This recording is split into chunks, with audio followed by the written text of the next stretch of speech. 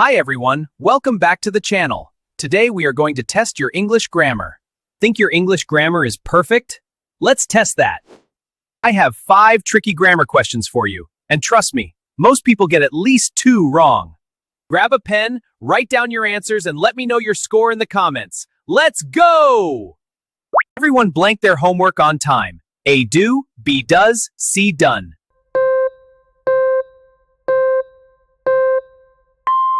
Okay, time's up. The correct answer is B does. Here's why. Everyone looks like it means many people, right? But in English grammar, everyone is a singular pronoun. Just like everybody, someone, nobody, they're all singular. So why is A do wrong? Because do is for plural subjects. They do, we do, but not for everyone. And C done? That's a past participle. You'd need a helping verb. Has done, have done. You can't use done alone here. Rule: everyone, everybody, someone, nobody is singular. Use does, has, is. Example: nobody knows the answer. Not nobody know the answer. So, the correct sentence is, everyone does their homework on time. She has been living here blank 2015. A since, B for, C from.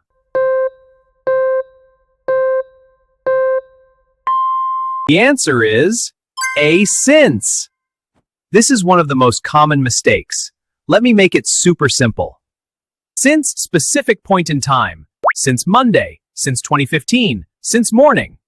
For a duration of time. For 3 days. For 10 years. For 2 hours. So why is B for wrong here? Because 2015 is a specific year, not a duration.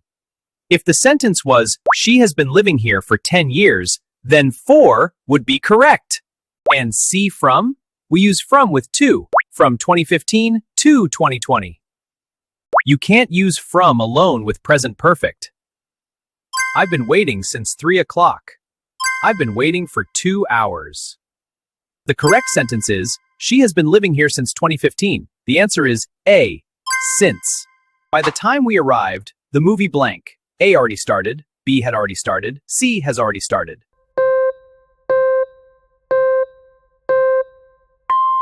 The answer is B had already started.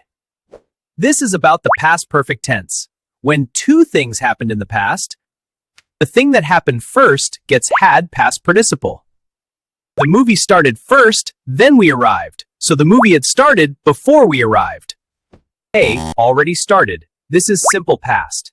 It doesn't show which action came first.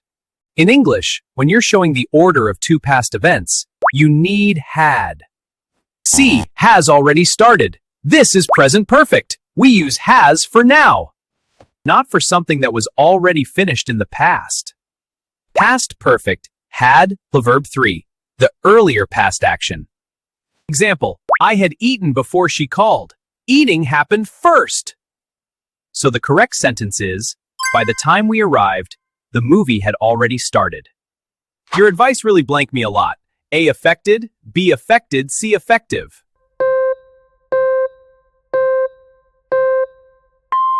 The correct answer is affected. Affect versus effect. This confuses even native speakers. Here's the easy trick. Affect action verb, something acts on you. The rain affected the game. Effect end result, noun, the result of something. The rain had an effect on the game. So A, effected is wrong because effect is usually a noun, not a verb. You wouldn't say, it affected me. C, effective is an adjective used in psychology, affective disorder. It does not mean helpful or impactful. That would be effective. For example, the movie affected me deeply, or the movie had a deep effect on me. So the correct sentence is, your advice really affected me a lot. If I blank rich, I would travel the world.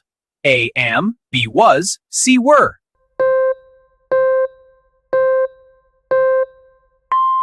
The answer is C, were. This is the second conditional. We use it for imaginary situations. And here's the special rule. With imaginary if sentences, we always use were, even with I, he, she, it. Am is wrong because am is for real present situations. I am rich means you are rich right now. But this sentence is imaginary. You're not rich, you're just dreaming. Be was is wrong, and this is the tricky part. In normal past tense, we say I was. But in imaginary conditionals, the grammar rule says use were for all subjects.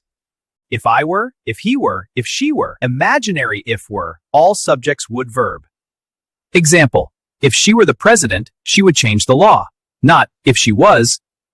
So, the correct sentence is, if I were rich, I would travel the world. So, how many did you get right? Drop your score in the comments. 5 out of 5? Or did some of these trick you? If you got at least 3 right, your grammar is better than most English learners. If you want more quizzes like this and quick grammar tips every day, hit that subscribe button and turn on the bell. I post new grammar lessons that help you speak English with confidence. See you in the next video.